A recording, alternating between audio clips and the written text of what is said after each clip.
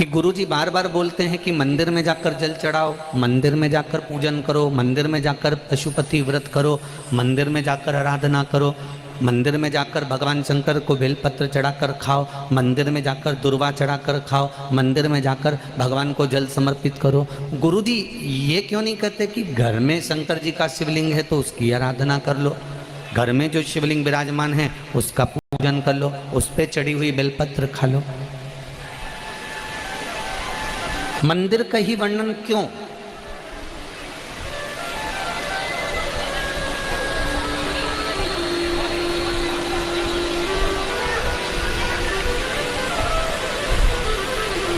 एक आप ये बेलपत्री भगवान शंकर को चढ़ाएं ना चढ़ाएं, आप पुष्प भगवान शंकर को चढ़ाएं ना चढ़ाएं, आप दुर्वा भगवान को चढ़ाएं ना चढ़ाएं,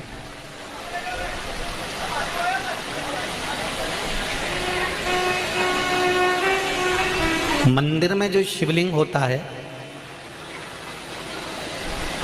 मंदिर के अंदर जो शंकर भगवान का शिवलिंग होता है वो स्थिर होता है, और घर में जो शिवलिंग है वो स्थिर है क्या? उसको तो तुमने उठाया, उठा के थाली में रखा, स्नान कराया, वापस बिठा दिया।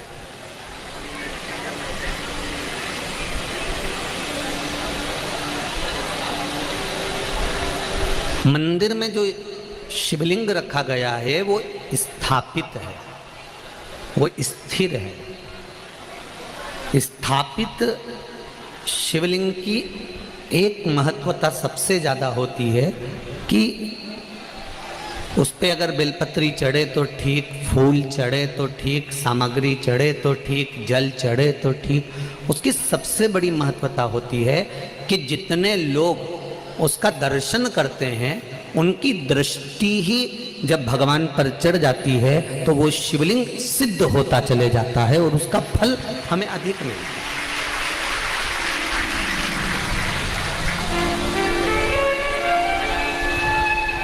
उसका फल हमको अधिकता में प्राप्त होता है। अब घर में जो शिवलिंग है, घर में जो शंकर भगवान का शिवलिंग है छोटा सा, उस पर कितने लोग दर्शन कर रहे हैं?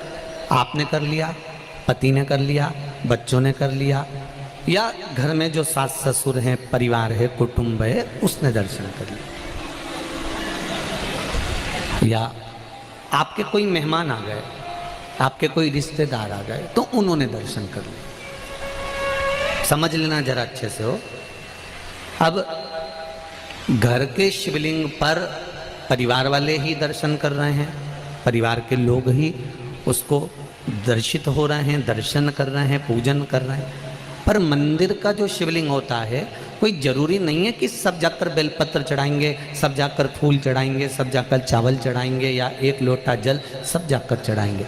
अगर मंदिर का दरवाज़ा खुला हुआ है और मंदिर के बाहर से भी कोई निकल कर जा रहा है, मंदिर उसको मालूम है कि यहाँ मंदिर है और उसकी ये मुख, उसका ये चेहरा मंदिर की ओर भी मुड़ गया। भले गाड़ी चढ़ा रहा था, गाड़ी चलते हुए जा रही थी, भले उसको शिवलिंग दिखा ना दिखा, पर उसका चेहरा मंदिर की ओर मुड़ा तो उसकी दृष्टि का प्रसाद भगवान को चढ़ चुका था, भगवान उसको स्वीकार कर चुका है।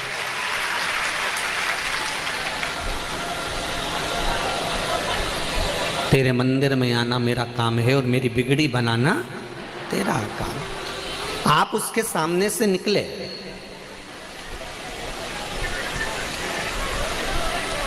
आप उसकी चौखट पे से निकले और उसके सामने उसकी चौखट से जब आप निकले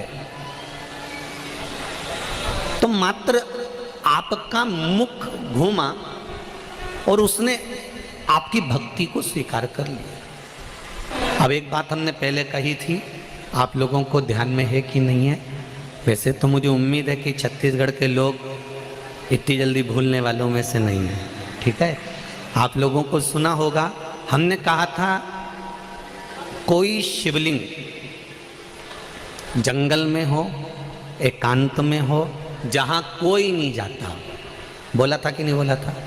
जहां कोई ना जाए, केवल शिवलिंग है, वहां कोई जाता ही नहीं है, वहां कोई पहुंचता ही नहीं है।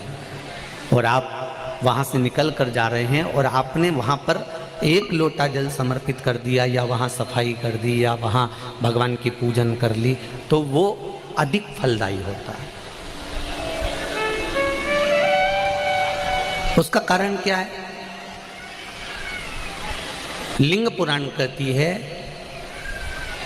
घर में जो शिवलिंग है उस शिवलिंग से ज्यादा बलवान होता है मंदिर का शिवलिंग। मंदिर के शिवलिंग से ज्यादा बलवान होता है तीर्थ क्षेत्र का शिवलिंग।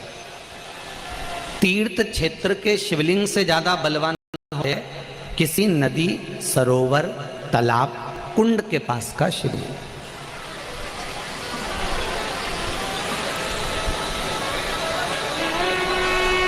नदी, तालाब, कुंड के पास के शिवलिंग से ज्यादा बलवान होता है वन में, एकांत में, जंगल में। वहां से भी एक लोटा जल चढ़ा दिया, या कोई थोड़ा सा कपड़ा उतार कर आपने वहां थोड़ी सी सेवा कर दी, तो उसका फल तो 1000 लाख गुना तो मिला।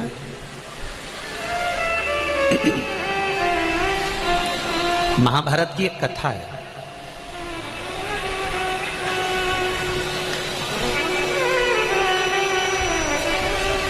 इसका प्रसंग महाभारत की कथा में भी मिलेगा और नरसिंह पुराण में भी मिलेगा। अगर आपको लगे कि सियोर वाले गुरुजी कौन सी पुराण में से बोल रहे हैं, तो आप किसी ने पूछे तो बता देना, नरसिंह पुराण और महाभारत का ये पावन संवाद है। एक बार पांडव जब वन के लिए जा रहे थे,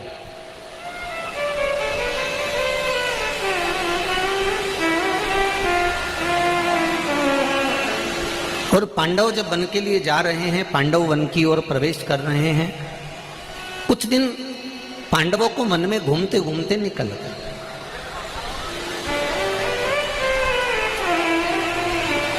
जब पांडव वन में घूमते घूमते निकल गए तो द्रौपदी एक पात्र लेकर जल भरने के लिए जा रही थी। अब द्रौपदी जब जल लेने के लिए गई, द्रौपदी के केश खुले हुए थे, सुंदर भी थी। वहीं पर एक दैत्य अपने दोस्त के साथ जा